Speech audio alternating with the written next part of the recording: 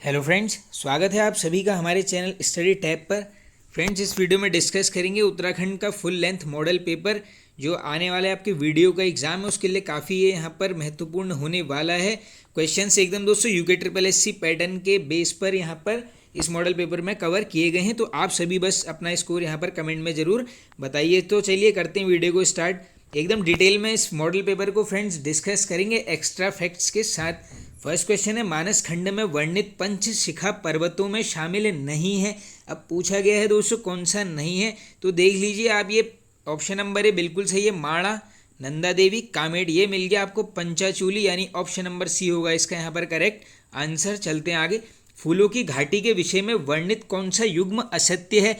अब देखिए दोस्तों, फूलों की घाटी के टॉपिक के ऊपर मैंने काफ़ी एक्स्ट्रा फैक्ट्स बताते रहता हूं, तो ऑप्शन के साथ आप जाओगे तो आपको पहला ही गलत मिलने वाला है, क्योंकि नंद कानन बिल्कुल बोला गया है, लेकिन दोस्तों ये बोला गया है यहाँ पर स्कंद पुराण में। ये हमने काफ़ी बार डिस्कस किया है। बाकी देखो, महाभारत में गंधमादन क्षेत्र बिल्कुल बोला गया है। अलग से याद भी कर लो, डायरेक्टली पूछ लेंगे कि महाभारत में फूलों की घाटी का वर्णन मिलता है, ये मिलता है आपको गंधमादन क्षेत्र से। इसी प्रकार रामायण में है आपका संजीवनी क्षेत्र, और स्थानीय भाषा में इसको क्या बोलते हैं यहाँ पर, भ्यूंडार घाटी। चलते हैं आगे नेक्स्ट क्वेश्चन की तरफ। और इसी में दोस्तों देखो, कभी कभी फूलों की घाटी की पूछ लेते हैं। समुद्र तल से ऊंचाई बताओ, आंसर होगा आपका 3600 मीटर। बाकी आई होप सबको पता होगा 1831 में खोज की जाती है फ्रैंक स्मिथ के द्वारा, और इसी पर एक चर्चित बुक भी लिखता है, नाम है द वैली ऑफ फ्लावर्स। ये सब फैक्टो कर लेना आप नोट। चलते हैं आगे। अठूड़ी उत्सव किस बुग्याल में मनाया जाता है। अब ये भी हमने दोस्तों जो कल वीडियो आया है मैराथन, जिसमें हमने उत्तराखंड के लगभग 1000 प्लस वन लाइनर और साथ ही में 13 जनपदों को एकदम यहाँ पर शॉर्ट वर्जन में कंप्लीट किया है। जिसने वीडियो नहीं देखा है दोस्तों, इसी वीडियो के डिस्क्रिप्शन में वो प्लेलिस्ट में अपलोड कर दूंगा। प्लेलिस्ट का नाम है यहाँ पर उत्तराखंड मैराथन क्लासेस, जरूर देख लेना दोस्तों एक बार। तो देखो, अठूड़ी उत्सव का दूसरा नाम आप सभी ध्यान में ले आओ, क्या है, मक्खन की होली। तो सीधे पहुंच जाओगे आप दयारा बुग्याल की तरफ, यानी ऑप्शन नंबर डी होगा आपका इसका यहाँ पर बिल्कुल करेक्ट आंसर। बाकी जनपद पूछ लेंगे दोस्तों, उत्तरकाशी जनपद में ये स्थित है। बाकी ये हर की धून बुग्याल है, ये भी उत्तरकाशी में मिलेगा आपको। कुश कल्याण भी और देवदामिनी बुग्याल भी। चलते हैं आगे। ओली रोपवे का उद्घाटन इंदिरा गांधी ने कब किया। वेरी वेरी इंपॉर्टेंट क्वेश्चन दोस्तों। तो ये किया जाता है आपका 1983 में। आप देख लो, ये ओली रोपवे का उद्घाटन किसने किया है पूछेंगे, आंसर करोगे इंदिरा गांधी के द्वारा। इसके अलावा देखो, सैफ खेलों का आयोजन भी पूछ लेते हैं, किस वर्ष हुआ है, नोट कर लो 2004 में। इंपॉर्टेंट फैक्ट है। बाकी यहाँ दोस्तों एक इम्पॉर्टेंट पॉइंट और यहाँ पर से निकल के आता है, काफ़ी इंपॉर्टेंट है दोस्तों। गढ़वाल मंडल विकास निगम द्वारा आप सभी को पता होगा स्कीइंग महोत्सव मनाया जाता है। पूछ सकते हैं कब से उनने स्टार्ट किया था। ये है आपका 1987, बिल्कुल इंपॉर्टेंट पॉइंट है, इसको आप नोट कर लो। बाकी देखो, आप सभी को पता होगा दोस्तों रज्जू मार्ग यहाँ पर है। बाकी एशिया का सबसे ऊंचा रोपवे भी है। इसकी लंबाई हो सकता है आपसे पूछ सकते हैं, अगर पूछ लेंगे लंबाई कितनी है, आंसर करके आओगे 4.15 किलोमीटर। बिल्कुल इंपॉर्टेंट क्वेश्चन है, इसको नोट कर लेना। बाकी देखो, अगर एक क्वेश्चन ये भी निकल के आता है, बताओ ओली के पास कौन सा बुग्याल है, आंसर करोगे गुरसो बुग्याल। इंपॉर्टेंट फैक्ट है, इसको भी आप बिल्कुल मार्क करके चलिए। चलते हैं आगे। द्रोणाचार्य के पुत्र अश्वत्थामा का जन्म स्थान कहाँ है। तो ये है दोस्तों आपका टपकेश्वर, यानी ऑप्शन नंबर बी करेक्ट। देश का पहला पॉलिनेटर पार्क कहाँ बनाया गया। अब देखो, देश का पहला है तो ऑब्वियस सी बात है, इंपॉर्टेंट क्वेश्चन बनता है। तो ये है आपका हल्द्वानी, यानी ऑप्शन नंबर ए। पहाड़ और उत्तरा नामक पत्रिकाएं कहाँ से प्रकाशित होती हैं। तो ये होती हैं दोनों दोस्तों आपके यहाँ पर नैनीताल जनपद, यानी ऑप्शन नंबर ए होगा आपका बिल्कुल यहाँ पर करेक्ट आंसर। बाकी देखो दोस्तों, जो ये पहाड़ पत्रिका इसमें आया है, इसमें कभी कभी पूछ लेते हैं इनके संपादक का नाम। तो ये है दोस्तों कौन, शेखर पाठक जी। इंपॉर्टेंट फैक्ट है, इसको भी आप बिल्कुल मार्क कर लेना। अब देखो दोस्तों, यहाँ पर थोड़ी स्पेस है, तो पहले एक बार थोड़े से यहाँ पर मैं आपको कुछ पत्रिकाएं बता देता हूँ जो बार बार उत्तराखंड में रिपीटेड रहती हैं, आप फटाफट से नोट कर लेना। देखो, एक है आपकी गढ़वाली कब आती है पूछेंगे, 1905, गिरिजा दत्त नैथानी जी हैं इसके संपादक। और पूछेंगे कहाँ से, आंसर करोगे देहरादून। नंबर 2 है दोस्तों विशाल कीर्ति, वेरी वेरी इंपॉर्टेंट है दोस्तों, कब आता है पूछेंगे, 1913 में, सदानंद कुकरेती जी के द्वारा। कहाँ से, पौड़ी से। बिल्कुल इंपॉर्टेंट फैक्ट है, नोट कर लो अब। इसके अलावा देखो, दो लास्ट और डिस्कस कर लेते हैं। एक है आपकी दोस्तों यहाँ पर तरुण कुमाऊं, कब आता है, 1922, किसके द्वारा, बैरिस्टर मुकुंदी लाल जी के द्वारा। कहाँ से, लैंसडाउन से। और एक है दोस्तों यहाँ पर अभय पत्रिका, ये काफ़ी इंपॉर्टेंट है, रिपीटेड रहती है, 1922 में, किसके द्वारा, विचारानंद सरस्वती जी के द्वारा। तो देख लो आप, ये एक यहाँ पर अभय पत्रिका आई है 1922 में, एक यहाँ पर तरुण कुमाऊं आया है 1922 में। तरुण कुमाऊं का संपादन किया है यहाँ पर बैरिस्टर मुकुंदी लाल और निकला है लैंसडाउन से, और अभय का किया है यहाँ पर विचारानंद सरस्वती जी के द्वारा। नेक्स्ट चलते हैं दोस्तों, गढ़ाई का युद्ध किसके बीच हुआ? Very very important question. तो ये होता है दोस्तों आपका देखो देवीचंद और प्रदीप शाह के मध्य। इसके अलावा बात करोगे आप जो ऑप्शन नंबर ए में दिया है देखो ज्ञानचंद और फतेह शाह के मध्य होता है युद्ध, ये काफ़ी इंपॉर्टेंट है। इसका नाम क्या है दोस्तों? दुधौली का युद्ध। Very very important question. किसके मध्य होता है? ज्ञानचंद और फतेह शाह। कब होता है? इसकी डेट भी बनती है, ये है आपका 1703 में। बिल्कुल मार्क कर लेना दोस्तों। देखो फतेह शाह के साथ हुआ है रुद्रचंद का युद्ध, इसका नाम है दुधौली। अब ऑप्शन नंबर सी की तरफ जाओगे, एक है यहाँ पर रुद्रचंद और बलभद्र शाह के मध्य, ये कौन सा है? ये है आपका दोस्तों ग्वालदम का युद्ध। Very very important question. Gwaldam का युद्ध कब होता है पूछेंगे? 1581। किसके मध्य? रुद्रचंद्र और बलभद्र शाह। अब देखो दोस्तों इसके अलावा अगर बात करोगे उत्तराखंड से ही कुछ ऐसे इंपॉर्टेंट युद्ध की जो बन सकते हैं, एक है आपका यहाँ पर कपरौली का युद्ध।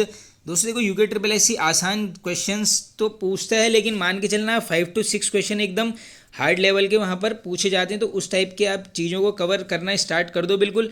देखो कपरौली का युद्ध पूछेंगे कब हुआ? 1785 में। किसके मध्य पूछेंगे? तो ये होता है दोस्तों जयकृत शाह और वहाँ से था आपका जगत प्रकाश। ये दोनों नाम बिल्कुल नोट कर लेना। इसके अलावा देखो एक यहाँ पर क्वेश्चन ऑलरेडी पूछा गया है कि रक्त रंजित क्रांति कब हुई उत्तराखंड में? आंसर करोगे 1786। किसके मध्य? देखो जयकृत शाह था और वहाँ से रोहिलों की तरफ से कौन था यहाँ पर? गुलाम कादिर। ये नाम भी नोट कर लो, हो सकता है आपसे पूछा जाए। चलते हैं आगे। नेक्स्ट, नकुलेश्वर मंदिर स्थित है, तो ये मंदिर हो जाएगा आपका दोस्तों यहाँ पर ऑप्शन नंबर सी यानी पिथौरागढ़ जनपद में। इसके अलावा पिथौरागढ़ से इंपॉर्टेंट मंदिरों की बात करोगे जो बन सकते हैं, एक है दोस्तों यहाँ पर देवल सैम मंदिर। Very very important question. और एक मंदिर है दोस्तों यहाँ पर जिसका नाम है बालेश्वर महादेव मंदिर। अब इसमें कंफ्यूज नहीं होना है। देखो बालेश्वर महादेव पूछेंगे पिथौरागढ़, सिंपल बालेश्वर पूछ लेंगे तब आंसर करोगे आप चंपावत। यहाँ पर बिल्कुल कंफ्यूज नहीं होना है। इसके अलावा अगर आपसे पूछ लेंगे हंसेश्वर देवालय कहाँ स्थित है? हंसेश्वर देवालय ये भी है आपका पिथौरागढ़ जनपद में। इसके अलावा अगर पूछेंगे हुंकार देवी मंदिर, इंपॉर्टेंट है, बन सकता है हुंकार देवी, ये भी मिल जाएगा आपको पिथौरागढ़ में। चलते हैं आगे। बाला सुंदरी मंदिर का जीर्णोद्धार किस मुगल शासक ने करवाया? इंपॉर्टेंट क्वेश्चन है दोस्तों। तो ये करवाया गया है आपका यहाँ पर औरंगजेब के द्वारा। Option number A correct. Bharat का सबसे लंबा सस्पेंशन ब्रिज डोबरा चांटी पुल स्थानीय लोगों के लिए कब खोला गया? इंपॉर्टेंट क्वेश्चन है दोस्तों। करेक्ट आंसर नोट कर लीजिए। ये खोला जाता है आपका नवंबर 2020 में, यानी ऑप्शन नंबर बी हो जाएगा करेक्ट। अब देखो जो ये डोबरा चांटी पुल है, तो देखिए दोस्तों बलबीर टावर है क्या? सबसे पहले तो ये देख लो आप, ये जो घंटाघर है देहरादून में, उसी का दूसरा नाम क्या है यहाँ पर? बलबीर टावर। अब आई होप आप बिल्कुल सही आंसर कर लेंगे। देखो उद्घाटन के केस में आंसर करोगे लाल बहादुर शास्त्री। कब? 1953 में। इसी में पूछ लेंगे नींव किसके द्वारा रखी गई? नींव के केस में आंसर करोगे सरोजिनी नायडू। कब? 24 जुलाई 1948। बिल्कुल दोनों डेट अलग अलग हैं, अलग अलग करके याद कर लेना। अब देखो इसके अलावा अगर पूछ सकते हैं आपसे, इसकी ऊंचाई भी बन सकती है एग्जाम में, ये है आपकी 85 फीट। और आकार पूछ लेंगे तो ये है दोस्तों आपका षष्ठभुज आकार का। और एक क्वेश्चन ये भी शायद काफ़ी पहले पूछा गया था कि बताओ जो घंटाघर है इसके पास एक बाजार है, उसका नाम क्या है? उसका नाम है दोस्तों यहाँ पर पलटन बाजार। ये फैक्ट भी कर लेना नोट। चलते हैं आगे।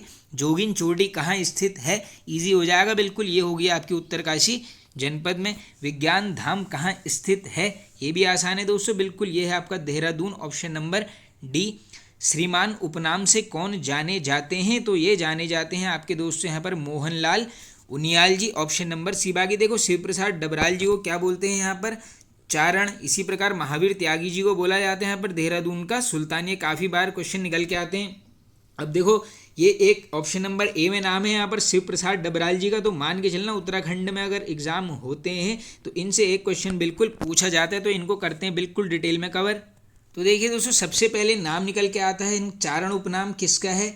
इन्हीं का है। इसके अलावा एनसाइक्लोपीडिया ऑफ उत्तराखंड भी इन्हीं का नाम से बोला जाता है। अब देखो इंपॉर्टेंट क्या है दोस्तों, जन्म कहाँ पर होता है पूछेंगे, ये होता है इनका यहाँ पर पौड़ी गढ़वाल जनपद में। पिता का नाम भी बनता है, ये है यहाँ पर कृष्णदत्त डबराल। माता का नाम पूछेंगे, ये है यहाँ पर भानुमति डबराल। ये सब फैक्टो कर लेना नोट। अब इसके अलावा देखो एक क्वेश्चन ये बनता है दोस्तों, इनका घर है कहाँ पर?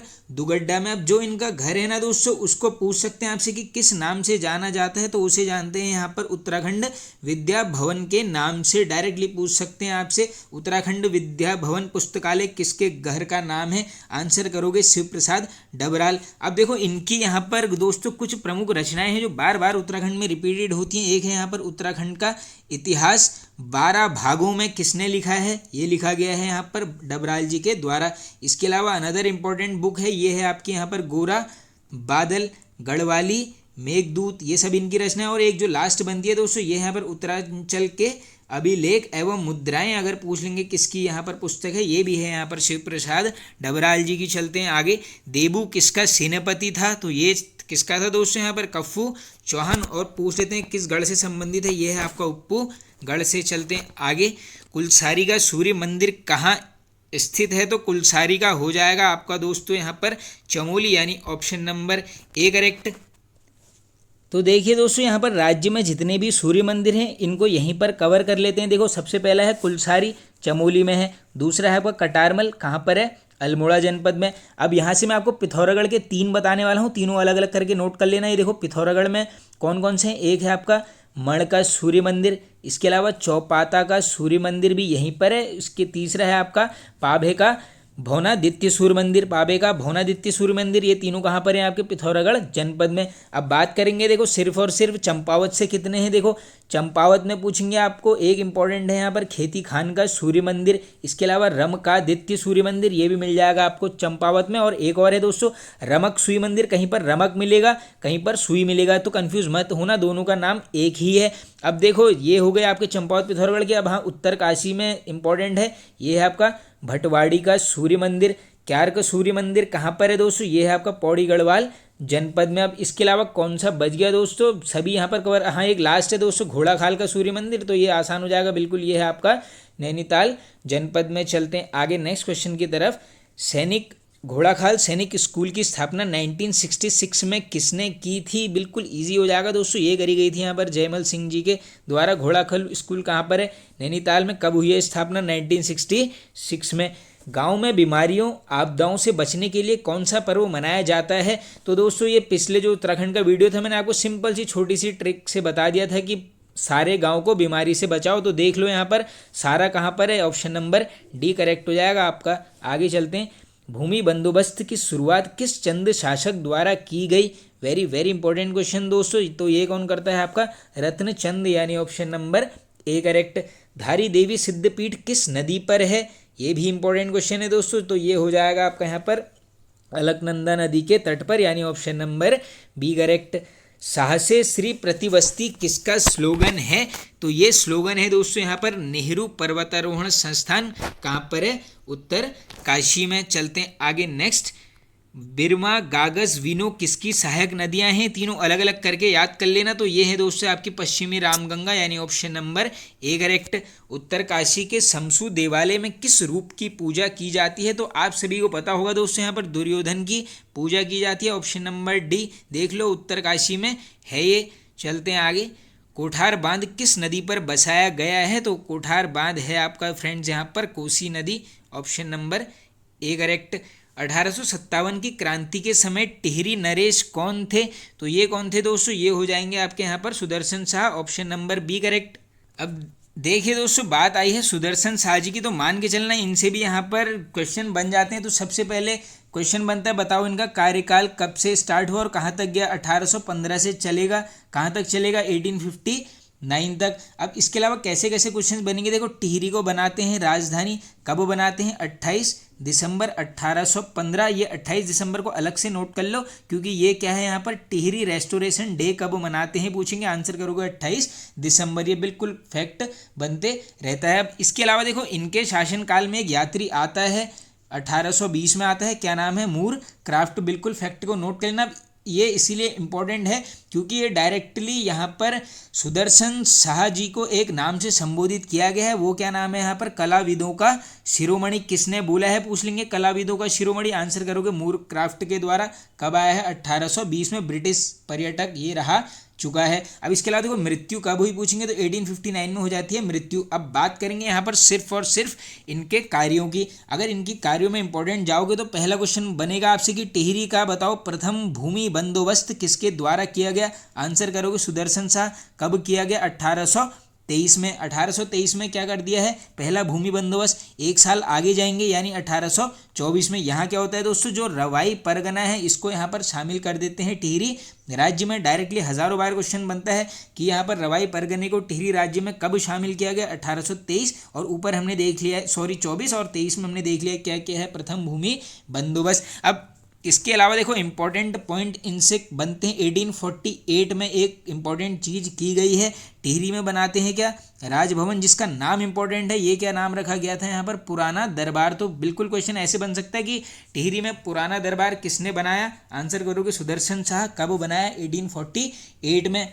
अब इसी में अगर पूछ लेंगे दोस्तों, ग्राम की व्यवस्था के लिए इन्होंने यहाँ पर 2 व्यक्तियों की नियुक्ति करी गई थी, नाम पूछ सकते हैं। एक यहाँ पर कमीण, दूसरा है यहाँ पर सयाणा। डायरेक्टली पूछ लेंगे आपसे कि कमीण और सयाणों की नियुक्ति किसने करी, आंसर करोगे सुदर्शन शाह।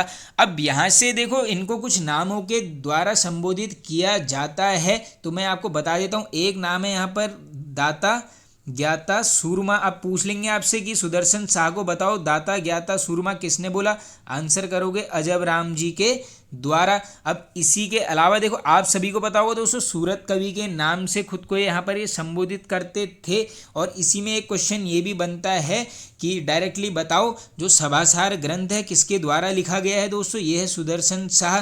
कितने खंडों में रचना की गई है पूछेंगे, 7। किस भाषा का प्रयोग किया गया है पूछेंगे, तो आंसर करोगे ब्रज भाषा का प्रयोग किया गया है। और अगर ये पूछ लेंगे जो टिहरी की आम जनता थी, यानी जो टिहरी के जो लोग थे, इनको किस नाम से संबोधित करते थे, आंसर करोगे बोलांदा बद्रीस। ये सारे फैक्ट नोट कर लो, इससे बाहर सुदर्शन शाह से कोई भी क्वेश्चन नहीं आने वाला है। आगे चलते हैं।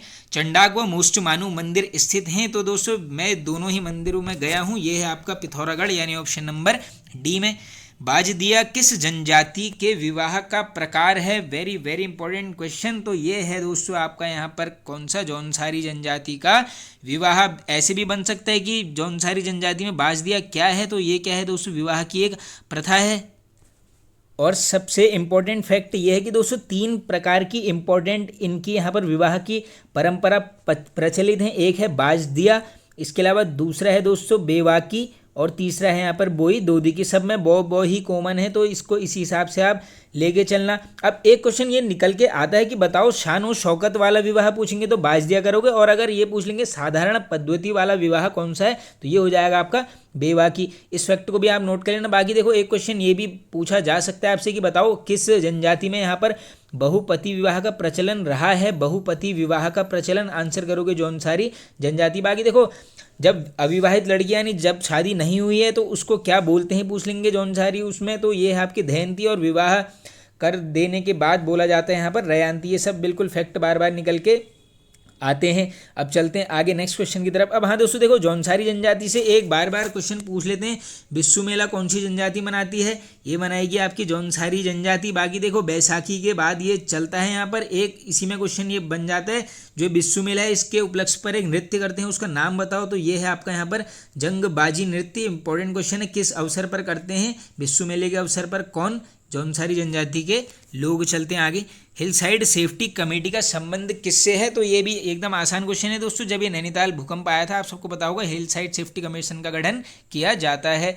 शाह जाफर किसका पुराना नाम था, तो नाम से स्पष्ट हो जा रहा है, ये हो जाएगा आपका Jaspur, option number A correct. किस केदार को पितृतीर्थ के रूप में जाना जाता है, इंपॉर्टेंट क्वेश्चन है दोस्तों। देखो पितृतीर्थ हो जाएगा आपका रुद्रनाथ, और इसका अगर केदारों में क्रम पूछ लेंगे, ये है आपका चौथा क्रम। अब देखो यहीं पर पंच केदारों को मैं आपको ऐसे ही बता देता हूँ। देखो एक छोटी सी ट्रिक है जो बार बार बताते रहता हूँ, ये है आपकी के दम है तो रुक, बस इस लाइन को आप याद कर लो। ये क्या है आपकी दोस्तों, ट्रिक है पंच केदार का क्रम याद करने की ट्रिक। देखो के से हो जाएगा आपका केदारनाथ, ये है आपका प्रथम केदार। दम है से हो जाएगा आपका मद महेश्वरनाथ, ये है आपका द्वितीय। तो से तुंगनाथ, ये है आपका तृतीय केदार। रू से है रुद्रनाथ, ये है आपका चतुर्थ। और कौ से हो जाएगा आपका कल्पेश्वर, ये है 5th नंबर का। बाकी देखो केदारनाथ में सबको पता है शिव जी के पिछले भाग की पूजा होती है, मद महेश्वरनाथ में नाभि की। तो से तुंगनाथ, तुंगनाथ में होती है भुजाओं की। रू से होता है रुद्रनाथ, इसमें है आपकी रौद्रमुख की। और कौ से कल्पेश्वर यानी केशों की पूजा की जाती है। अब इसमें बार बार एक क्वेश्चन निकल के आता है दोस्तों कि ये जो अभी इसी में आया जैसे जो रुद्रनाथ है, अगर पूछ लेंगे इसकी शीतकालीन पूजा कहाँ पर होती है तो ये होती है दोस्तों यहाँ पर गोपेश्वर मंदिर में। बाकी देखो 3 केदार हैं आपके रुद्रप्रयाग में, लास्ट के जो हैं आपके रुद्रनाथ और वो कल्पेश्वर, ये 2 पड़ जाएंगे आपके चमोली जनपद में। चलते हैं आगे नेक्स्ट क्वेश्चन की तरफ। रक्षाबंधन के दिन किस धाम में भतूज या अन्नकूट उत्सव मनाया जाता है? इजी क्वेश्चन हो जाएगा ये भी। ये है आपका केदारनाथ, यानी option number B correct. Kedarnath की समुद्र तल से ऊंचाई पूछ लेते हैं बार बार। ये है आपकी 3584 मीटर सबसे ऊंचाई पर स्थित यही धाम है चारों में से। असत्य का चयन कीजिए। आइए देख लेते हैं दोस्तों कौन सा कथन असत्य है। बद्रीनाथ के रक्षक देवता क्षेत्रपाल, बिल्कुल करेक्ट है। केदारनाथ के रक्षक देवता भैरवनाथ, ये भी करेक्ट है दोस्तों। बद्रीनाथ मंदिर के अंदर 15 मूर्तियां स्थापित हैं, बिल्कुल करेक्ट है। चौथा है आपका तुंगनाथ की शीतकालीन गद्दी गोपीनाथ मंदिर, ये हो जाएगा दोस्तों आपका करेक्ट। ये बिल्कुल गलत है, क्योंकि जो तुंगनाथ मंदिर है, अगर पूछ लेंगे आपसे इसकी शीतकालीन पूजा कहाँ होती है तो इनकी होती है यहाँ पर मार्कंडेय मंदिर मक्कू मठ में। ये बिल्कुल फैक्ट नोट कर लो। ये देखो इतनी छोटी सी गलती से 1 मार्क्स के लिए ये क्वेश्चन आया हुआ है। चलते हैं आगे, यानी ऑप्शन नंबर डी इसमें दोस्तों करेक्ट हो जाएगा। बुजनी आभूषण शरीर के किस अंग में पहना जाता है? तो बुजनी पहनेंगे कहाँ पर दोस्तों? कान में, ऑप्शन नंबर बी करेक्ट। मौला राम तोमर ने किस शासक को प्रचंड भुजदंड कहा था? अब ये भी देख लो किसने कहा था। ये बोला गया था दोस्तों महिपति शाह को। किसने? मौला राम तोमर के द्वारा ये बोला गया है। फैक्टो कर लेना नोट, बार बार पूछा जाता है। नंदा गौरा योजना की शुरुआत कब की गई? तो ये योजना चली है दोस्तों 1 जनवरी 2018, पूरी डेट इसमें आप याद कर लीजिए। चलते हैं आगे। क्या नहीं हो सकता किसकी पुस्तक है? तो इसके लेखक हैं दोस्तों यहाँ पर रमेश पोखरियाल, यानी ऑप्शन नंबर ए हो जाएगा आपका करेक्ट। इसके अलावा देखो भीड़ साक्षी है पुस्तक पूछेंगे, इसका आंसर भी आपका होगा रमेश पोखरियाल। आगे चलते हैं हम नेक्स्ट क्वेश्चन की तरफ। हिमालय की द्वारिका एवं मंदिरों की नगरी किसे बोलते हैं? तो ये दोनों ही नाम हैं आपके ऑप्शन नंबर डी, यानी द्वाराहाट के। उत्तराखंड में स्थित अशोक के शिलालेख में किस जानवर की मूर्ति है? इंपॉर्टेंट क्वेश्चन है दोस्तों। तो इन देखो चारों ऑप्शन में से किसकी है? हाथी की, यानी ऑप्शन नंबर सी करेक्ट। अब चलते हैं आगे। आप देखो हिंदी के दोस्तों क्वेश्चन यहाँ पर आ चुके हैं। संबंध कारक का चिन्ह है तो देख लो आप कर्ता का होता है न कर्म को करण से। इसी प्रकार देख लो आप संबंध का क्या होगा, ये हो जाएगा नी ने ना, यानी option number A correct.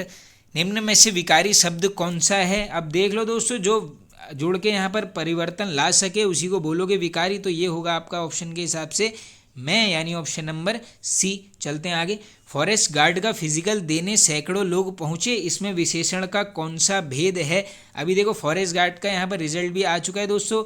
Group से हमारे आयुष राणा भाई का यहाँ पर सिलेक्शन हुआ है, इसके लिए उनको बहुत बहुत बधाइयाँ आयुष भाई को। तो देखो इसमें हो जाएगा आपका यहाँ पर correct answer option number C, अनिश्चित संख्यावाचक। क्योंकि क्या है यहाँ पर सैकड़ों लोग पहुँचे लेकिन कोई भी यहाँ पर गिनती नहीं है, इसलिए निश्चित संख्यावाचक होगा नहीं, ये हो जाएगा डायरेक्टली आपका ऑप्शन नंबर सी करेक्ट। चलते हैं आगे। जहाँ एक शब्द के अनेक अर्थ हो वहाँ कौन सा अलंकार होता है? तो मैंने आपको ये जब अलंकार वाला हमने वीडियो करा तो छोटी सी ट्रिक से बता दिया था, जहाँ भी 1 + 1 = 3 हो जाए हमेशा आंसर हो जाएगा आपका श्लेष अलंकार, यानी ऑप्शन नंबर ए करेक्ट। भाई देखो अनुप्रास में क्या होता है? वर्णों का रिपीटेशन। जैसे क है तो उस सेंटेंस में आपको क और क कई जगह दिख जाएगा। यमक में क्या होगा? एक ही वर्ड 2 बार आएगा लेकिन अर्थ अलग अलग होंगे। चलते हैं आगे। उपानह शब्द का अर्थ होता है, तो उपानह का अर्थ क्या होता है दोस्तों? ये होता है आपका ऑप्शन नंबर बी, जूता। चलते हैं आगे नेक्स्ट। अंधेर नगरी का अर्थ है तो इसका अर्थ हो जाएगा अन्याय की जगह, यानी ऑप्शन नंबर डी। रात्रि का पर्यायवाची शब्द है, ये बिल्कुल आसान हो जाएगा दोस्तों, त्रियामा, यानी ऑप्शन नंबर सी करेक्ट। चलते हैं आगे। विशेष लक्षणों से युक्त, अब इसको हमने एक वर्ड में बताना है, इसको क्या यहाँ पर बोलेंगे? तो ये बोलेंगे आप विलक्षण, यानी ऑप्शन नंबर सी करेक्ट। दिए गए शब्दों में से शुद्ध वर्तनी वाला शब्द है, अब देख लो किसकी वर्तनी शुद्ध है? तो ये तो मुझे ऑप्शन नंबर ए ही करेक्ट लग रहा है दोस्तों। सर्वोत्तम बिल्कुल ऐसे ही लिखते हैं, ये कीर्ति में मात्रा आगे से होनी चाहिए थी, ये संसारिक लिखा है, सांसारिक होना चाहिए। चलते हैं आगे। वाक्य की पूर्ति के लिए 4 विकल्प दिए गए हैं, उचित विकल्प को चिन्हित करो। अब देख लेते हैं, आइए। संगीत द्वारा व्यक्ति का डैश प्रभावित होता है, तो क्या प्रभावित होता है दोस्तों? ये हो जाएगा आपका आचरण, यानी ऑप्शन नंबर सी करेक्ट। आगे चलते हैं। निम्न में से कौन सा शब्द प्रभावी का विलोम नहीं है? अब पूछा गया है नहीं है, तो देखो निष्प्रभावी सही है बिल्कुल, प्रभाव शून्य। अप्रभावी ये अप्रयुक्त का, ये हो जाएगा आपका ऑप्शन नंबर डी करेक्ट। निम्न में से स्त्रीलिंग शब्द है, तो ये पुल्लिंग स्त्रीलिंग की मैंने आपको छोटी सी ट्रिक बताई है, अच्छा अच्छी लगा के देख लो। आओ इसमें स्त्रीलिंग शब्द पूछा है तो अच्छी लगा के देखते हैं। अच्छी तिथि बिल्कुल सही जम रहा है, अच्छी राशि बिल्कुल, अच्छी पृथ्वी बिल्कुल सही है। अच्छा पृथ्वी आप बोलोगे नहीं, अच्छी पृथ्वी, यानी देखो सब जम रहे हैं तो ये हो जाएगा उपयुक्त। तो सभी के हैं स्त्रीलिंग शब्द हैं। निम्नलिखित व्यंजनों में से कौन सा संयुक्त व्यंजन नहीं है? संयुक्त व्यंजन की बात हो रही है तो देखो दोस्तों, श, त्र, स्र और ज्ञ होता है, यानी ये श आ गया है। ऑप्शन नंबर ए ये यहाँ पर नहीं है। निम्न में से कौन सी पुस्तक प्रेमचंद द्वारा लिखित नहीं है? अब देखो दोस्तों, जो इसमें नहीं है ये मुझे पूरा ध्यान है, ये क्वेश्चन मैंने कम्युनिटी टैब में भी पूछा था, और जब हमने ये हिंदी के उपन्यासकारों को डिस्कस किया है, ये बुक वहाँ पे भी डिस्कस की है, तो इसका आंसर आपने बताना है यहाँ पर कमेंट बॉक्स में कमेंट करके, ये कौन सी नहीं है। तो मैं आपको आंसर बता देता हूँ। देखो, प्रतिज्ञा इन्हीं की है, कायाकल्प भी है, निर्मला भी है, यानी ये चारूचंद्र नहीं है। अब ये इनके लेखक का आपने बताना है कमेंट बॉक्स में नाम कमेंट करके। चलते हैं आगे नेक्स्ट क्वेश्चन की तरफ। राम की शक्ति पूजा कविता के कवि कौन है? काफ़ी बार रिपीटेड हो चुकी है हिंदी में। ये हैं आपके दोस्तों निराला मतवाला, ऑप्शन नंबर बी करेक्ट। आकलन शब्द का विलोम है, तो ये हो जाएगा दोस्तों विकलन, यानी ऑप्शन नंबर सी करेक्ट। किसी कथन पर सहमत होना, एक वर्ड में बताना है, इसको क्या बोलेंगे? तो ये क्या बोलोगे आप यहाँ पर? सहमति, यानी ऑप्शन नंबर बी करेक्ट। रीतिकाल का अन्य नाम क्या है? तो रीतिकाल का अन्य नाम क्या है दोस्तों? यहाँ पर श्रृंगार काल, यानी option number D correct. Important question है, बन सकता है आगे एग्जाम्स में। निम्न में से कौन सा व्यंजन पार्श्विक है? तो ऑप्शन के हिसाब से बिल्कुल इजी हो जाएगा दोस्तों, law, option number A correct. Priyanka जोर से हंसी, यह वाक्य किस क्रिया का समुचित उदाहरण है? अब देखो ये क्या हो जाएगा दोस्तों, यहाँ पर एक वर्ड सेंटेंस में बात हो रही है, यानी यहाँ पर अकर्मक क्रिया होना चाहिए, ऑप्शन नंबर बी करेक्ट। निम्न में से वह अकेली रानी कौन थी जिसने दिल्ली पर शासन किया था? तो कौन थी दोस्तों? रजिया सुल्तान थी। पापा का नाम पूछ लेते हैं इसके, ये था यहाँ पर इल्तुतमिश। अब इल्तुतमिश कौन है दोस्तों? ये वही है जिसने यहाँ पर डायरेक्टली पूछ लेंगे कुतुब मीनार का निर्माण कार्य किसने पूरा किया? आंसर करोगे इल्तुतमिश। बाकी नींव पूछेंगे वो किसने रखी थी? कुतुबुद्दीन ऐबक के द्वारा। चलते हैं आगे। निम्न में से किस पर अकबर की विजय होने की स्मृति में बुलंद दरवाजे का निर्माण किया गया था? तो देखो दोस्तों, बुलंद दरवाजे का निर्माण अकबर कब करता है? जब ये गुजरात विजय को प्राप्त कर लेता है। अब इसी में अगर पूछ लेंगे ये कब बना है? ये बना है 1601 में। कहाँ पर है दोस्तों? फतेहपुर सिकरी में। बाकी देखो अकबर की बात आई है तो बार बार पूछते रहते हैं, आईने अकबरी का लेखक कौन है दोस्तों? वो कौन है? अबू फजल। किस भाषा में लिखी है पूछेंगे? फारसी भाषा में लिखी है। अकबर की मृत्यु कब होती है? 1605 में होती है। अकबर का मकबरा कहाँ है? सिकंदरा में है। सिकंदरा कहाँ पड़ता है आपका? आगरा में। चलते हैं आगे। अकबर के दरबार में आने से पहले मियाँ तानसेन किनकी सेवा में थे? स्टैटिक जीके का बिल्कुल रिपीटेड क्वेश्चन है, आंसर हो जाएगा Raja Ramchandra, option number A correct. चलते हैं आगे। जामा मस्जिद का निर्माण किसने करवाया? बिल्कुल आसान हो जाएगा, शाहजहां। इसके अलावा दीवाने खास शाहजहां, दीवाने आम ये भी किसने बनाया है? शाहजहां के द्वारा। निम्न में से किस सिख गुरु ने फारसी में जफरनामा नामक पुस्तक लिखी? तो ये लिखी गई दोस्तों यहाँ पर गुरु गोविंद सिंह जी के द्वारा। गोलकुंडा कहाँ अवस्थित है? बिल्कुल आसान हो जाएगा दोस्तों, हैदराबाद, ऑप्शन नंबर ए। बुद्ध ने निम्न में से किस स्थान पर महापरिनिर्वाण प्राप्त किया है? अब देखो डायरेक्टली क्वेश्चन बनता है कि बुद्ध की मृत्यु को क्या बोला जाता है? तो यही बोलते हैं दोस्तों महापरिनिर्वाण। और ये कहाँ पर इनको प्राप्त हुआ, यानी बुद्ध की मृत्यु का स्थान बताना है। ये है आपका कुशीनगर में। अब देखो इसी में अगर पूछ लेंगे कब हुई है मृत्यु, ये है आपकी 483 ईसा में हो जाती है इनकी मृत्यु। जन्म कब होता है गौतम बुद्ध का? 563 ईसा पू में। कहाँ पर? लुम्बिनी नामक स्थान पर। अगर पूछ लेंगे आपसे बुद्ध के जो धर्म उपदेश हैं इसको क्या बोलते हैं? ये बोलते हैं यहाँ पर धर्म चक्र प्रवर्तन। ये बिल्कुल नोट कर लो। और बुद्ध के गृह त्याग को क्या बोला गया? जब घर छोड़ा उसको बोला गया यहाँ पर महाभिनिषी क्रमण। ये सब फैक्ट याद कर लेना। और बुद्ध की मृत्यु को बोला है महापरिनिर्वाण। बाकी सबको पता होगा दोस्तों 4 बौद्ध संगीतियाँ होती हैं, ये सब हमने वीडियोज़ में पहले ही डिस्कस किया है। इसमें इंपॉर्टेंट ये है कि बताओ बौद्ध धर्म 2 भागों में कब बटा? तो जब ये चतुर्थ बौद्ध संगीति होती है कहाँ पर होती है? कुंडल वन में होती है, कनिष्क के शासन काल में होती है। ये बढ़ जाता है यहाँ पर 2 भागों में, एक भाग कहलाता है महायान, दूसरा कहलाता है हीनयान। चलते हैं आगे नेक्स्ट। न्याय दर्शन की रचना किसने की? तो ये परसों जो हमने दोस्तों हिस्ट्री वन लाइनर वाली सीरीज़ है उसमें मैंने आपको इस सभी के यहाँ पर एक छोटा सा टेबल टाइप का अलग से इंक्लूड किया था, उसमें मैंने आपको सब कुछ बता दिए थे। तो देखो न्याय दर्शन के कौन है यहाँ पर? Gautam, option number D correct. चलते हैं आगे। भारत का राष्ट्रीय पंचांग किस संवत पर आधारित है? तो देखिए दोस्तों, भारत का जो राष्ट्रीय पंचांग है ये आधारित है आपका यहाँ पर विक्रम संवत के ऊपर। अब इसी में पूछ लेंगे कब आता है? 57 ईसा पूर्व में आता है। किसके द्वारा चलाया गया? चंद्रगुप्त विक्रमादित्य के द्वारा। अब एक ये शक वाला भी पूछ लेते हैं, टाइम पीरियड पूछ लेंगे। 78 ईसा पूर्व में आता है। किसने चलाया है? कनिष्क ने चलाया है। किस वंश का शासक था? ये था आपका कुषाण वंश का शासक। सब फैक्ट कर लेना आप बिल्कुल नोट। चलते हैं आगे। भारत के विभाजन की माउंटबेटन योजना कब घोषित की गई थी? पूरी डेट ही याद कर लीजिए दोस्तों, 3 जून 1947। कभी कभी ऐसा भी पूछा जाता है कि 3 जून योजना क्या है, तो यही है दोस्तों, भारत के विभाजन की माउंटबेटन योजना। निम्नलिखित में से किसे आर्थिक राष्ट्रवाद का पथ प्रदर्शक माना जाता है? तो ये माना जाता है दोस्तों आपका आरसी दत्त, यानी ऑप्शन नंबर डी करेक्ट। चलते हैं आगे। वर्सराय की संधि का नाश हो, यह नारा किसका था? आप देखो, जिसको भी पता है वर्सराय की संधि का संबंध सीधे सीधे जर्मनी से, सीधे आंसर करेगा यहाँ पर हिटलर, यानी ऑप्शन नंबर सी। अब ये संधि कब होती है पूछ लेंगे, 28 जून 1919। सभी को पता होगा दोस्तों, जो प्रथम विश्व युद्ध के बाद यहाँ पर जर्मनी की हार होती है तब ये संधि यहाँ पर की जाती है। और यही जो है दोस्तों, जो वर्सराय की संधि है, द्वितीय विश्व युद्ध का भी आप मान के सकते हैं कहीं ना कहीं ये में मुख्य कारण रहा होगा। आगे चलते हैं। यूरोप में पुनर्जागरण का प्रारंभ किस देश से हुआ? तो यूरोप की तरफ से पूछेंगे तो इटली से हो जाता है। बाकी देखो, भारतीय पुनर्जागरण का पिता किसको बोला जाता है? राजा राम मोहन राय जी को। चलते हैं आगे। निम्न में से किसको भारत में नकदी फसल माना जाता है? तो बिल्कुल ऑप्शन के हिसाब से इजी हो जाएगा दोस्तों। देखो, 4 ऑप्शन के हिसाब से जाओगे तो आप प्याज होना चाहिए आंसर, ऑप्शन नंबर ए।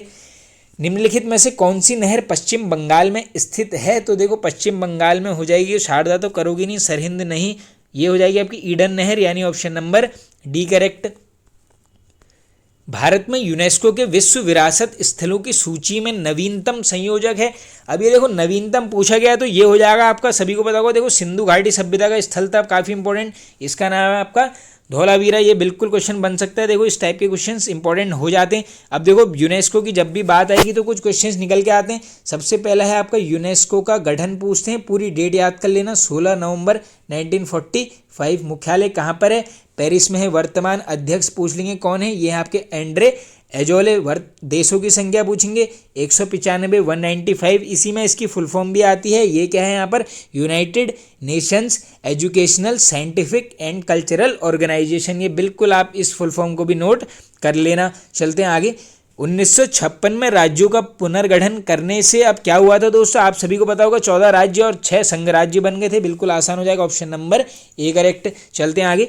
निम्नलिखित मौलिक अधिकारों में से किसको निवारक नजरबंदी अधिनियम द्वारा अनियंत्रित किया गया है? तो ये किया गया है दोस्तों यहाँ पर स्वतंत्रता के अधिकार को, यानी ऑप्शन नंबर डी करेक्ट। अब देखो, ये जो 4 ऑप्शन है, इन चारों के ही यहाँ पर इंपॉर्टेंट क्या है? आर्टिकल। अब जो स्वतंत्रता का अधिकार है, ये किस आर्टिकल के अंतर्गत आता है पूछेंगे, आंसर करोगे आर्टिकल 19। ये जो समानता का अधिकार है दोस्तों, इसका भी आर्टिकल काफ़ी बार पूछा जाता है, ये है आपका आर्टिकल 14। अब ये जो संवैधानिक उपचारों का अधिकार है, ये है आपका आर्टिकल 32। और ये जो धर्म का अधिकार दिया है दोस्तों, ये है आपका आर्टिकल 25 से लेकर 28 तक क्या है यहाँ पर धर्म का अधिकार। बाकी देखो, फंडामेंटल राइट की बात चल रही है, किस देश से लिए गए हैं? अमेरिका से। इसी में अगर फंडामेंटल ड्यूटीज़ यानी मौलिक कर्तव्य पूछते, वो कहाँ से लिए हमने?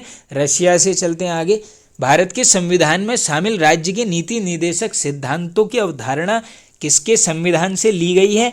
तो देखो, राज्य के नीति निर्देशक सिद्धांत लिए गए हैं आपके आयरलैंड, यानी ऑप्शन नंबर बी हो जाएगा करेक्ट। आर्टिकल पूछ लेंगे दोस्तों, आप सभी को बताया होगा 35-36 आर्टिकल इससे रिलेटेड है। चलते हैं आगे।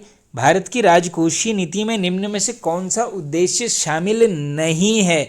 अब ये बहुत अच्छा क्वेश्चन है। देखो, भारत की राजकोषीय नीति की बात हो रही है, यानी किसी देश के अंतर्गत उसकी नीति, राजकोषीय नीति की बात हो रही है, तो डायरेक्टली वहाँ पर क्या चीज़ एलिमिनेट करोगे आप? जो भी यहाँ पर अंतर्राष्ट्रीय यानी दूसरे देश से संबंध बन रहा है उसको हटा दोगे, तो ये हो जाएगा आपको अंतर्राष्ट्रीय व्यापार का विनियमन। बिल्कुल आसान क्वेश्चन होते हैं दोस्तों, थोड़े से क्वेश्चनों को डिफ्रेंशिएट किया कीजिए आप। चलते हैं आगे।